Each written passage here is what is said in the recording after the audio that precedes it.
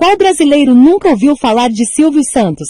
Um dos rostos mais conhecidos do país, o carismático apresentador é tão popular que já esteve prestes a se candidatar à presidência. A simpatia, no entanto, está longe de ser o único trunfo de um dos homens mais ricos do Brasil. Por trás do sorriso que alegra as tardes de domingo de milhões de brasileiros está um dos mais talentosos empreendedores da história do país, que soube, como poucos, explorar o potencial da economia popular e dos meios de comunicação de massa para criar um império empresarial que vai muito além do SBT. Filho de 2 imigrantes judeus nascidos no antigo Império Otomano, seu pai, Alberto, era de uma região que hoje pertence à Grécia, enquanto sua mãe, Rebeca, era de uma cidade que atualmente fica na Turquia, Cenoura Bravanel, nome de batismo de Silvio Santos. Nasceu em 12 de dezembro de 1930, no bairro da Lapa, no Rio de Janeiro. Ele tinha 5 irmãos, mas era com Leon, seu irmão mais novo, que ele se dava melhor e sempre arrumava um jeito de ir de graça às sessões de cinema na Cinelândia. Durante as eleições de 1946, Silvio, então com 14 anos, viu um homem que vendia capinhas de plástico para guardar títulos de eleitor nas ruas do Rio de Janeiro, e teve seu primeiro gesto como empreendedor ao decidir fazer o mesmo. Como a repressão da polícia ao comércio ambulante era grande, ele e Leon vendiam seus produtos na rua por apenas 45 minutos por dia, que era o tempo de almoço dos guardas. Das ruas para o rádio. O potencial da voz de Silvio logo chamou a atenção nas ruas do Rio, e ele foi convidado para fazer um teste na Rádio Guanabara. Passou em primeiro lugar, superando nomes como Chico Anísio, mas logo voltou a trabalhar como ambulante, onde faturava mais. Aos 18 anos, ele foi convocado pelo Exército e passou a servir na escola de paraquedistas, onde chegou a realizar alguns saltos. Como a carreira de camelô era incompatível com a de militar, ele voltou a trabalhar como locutor em uma rádio de Niterói nos dias de folga para ter uma renda extra.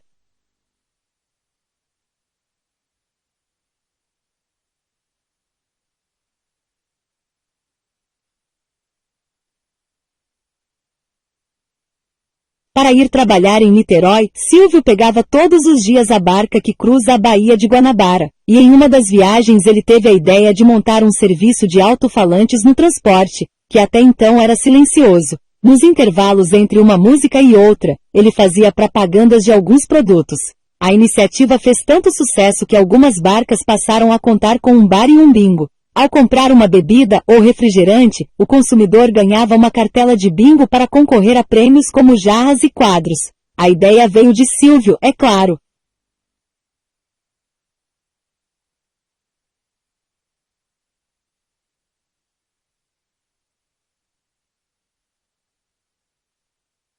Aos 20 anos, o jovem radialista decidiu tentar a vida em São Paulo, onde apresentava espetáculos e sorteios em caravanas de artistas. Nesta época, acabou se formando como técnico em contabilidade, mas decidiu seguir na carreira artística, conseguindo uma nova vaga como locutor de rádio da Rádio Nacional de São Paulo. Para incrementar a renda, ele criou uma revista chamada Brincadeiras para Você que trazia palavras cruzadas, passatempos e charadas, e era vendida por ele nos comércios da cidade.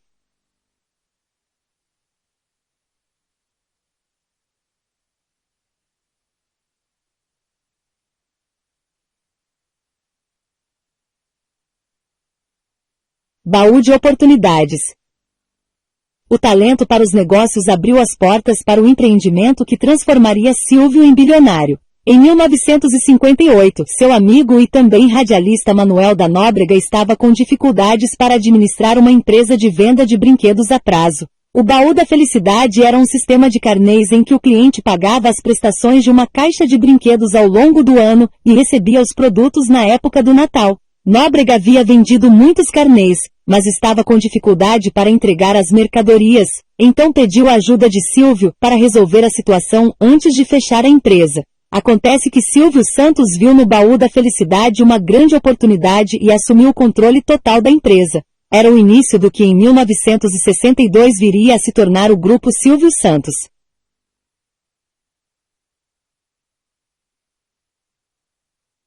O apresentador manteve o sistema de crediário, mas expandiu o negócio, criando lojas em que as pessoas poderiam trocar os carnês quitados tanto por brinquedos quanto eletrodomésticos. Além disso, em 1961 Silvio Santos estreou seu primeiro programa na TV, chamado Vamos Brincar de Forca, que mais tarde se tornaria o Programa Silvio Santos, onde passou a fazer propaganda do Baú da Felicidade. Com o tempo, o Baú passou a distribuir não só brinquedos e eletrodomésticos, mas uma enorme gama de produtos, incluindo carros e casas. E para suprir as demandas do empreendimento, Silvio criou empresas nas mais variadas áreas.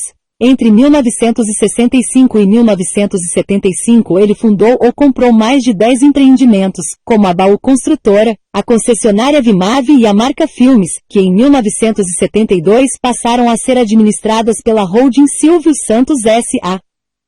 O coração do grupo Silvio Santos, no entanto, era sua divisão financeira. No cenário de inflação alta do fim dos anos 1960, o empresário e apresentador se deu conta de que era preciso aplicar o dinheiro das prestações do carnê do Baú para que esse capital não se desvalorizasse até o fim do ano. Assim, em 1969, ele fundou a Baú Financeira, embrião do que 21 anos depois, se transformaria no Banco Pan-Americano. Em 1975, a divisão financeira do Grupo Silvio Santos ganharia ainda o reforço da liderança Capitalização, que em 1991 passou a comercializar a Telecena.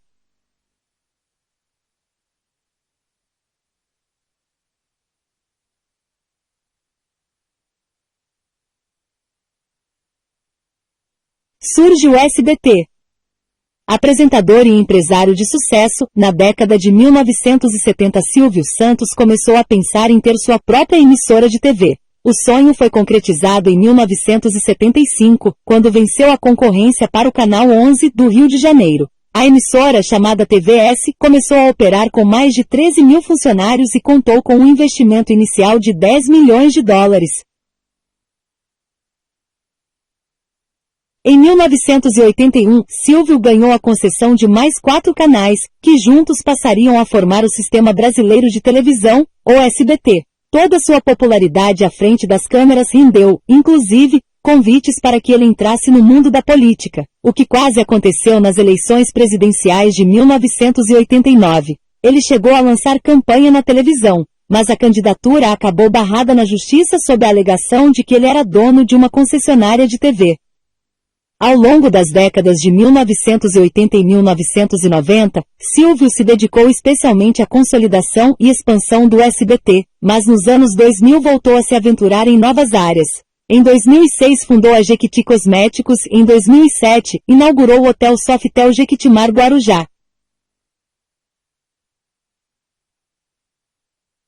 Depois de 5 décadas de prosperidade, no entanto, o grupo Silvio Santos passou por uma situação delicada no começo desta década. No final de 2010 foi descoberto um rombo de 4,3 bilhões de reais no Banco Pan-Americano, o que levou o empresário a cogitar vender todo o seu império e ir morar nos Estados Unidos.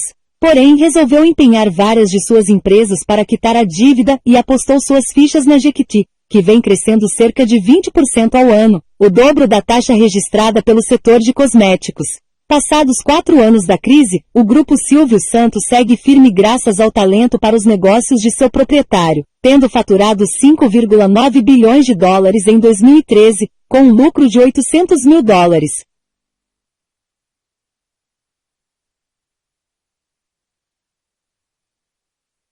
Silvio Santos faleceu em São Paulo no dia 17 de agosto de 2024, aos 93 anos, devido a broncopneumonia após infecção por influenza, H1N1.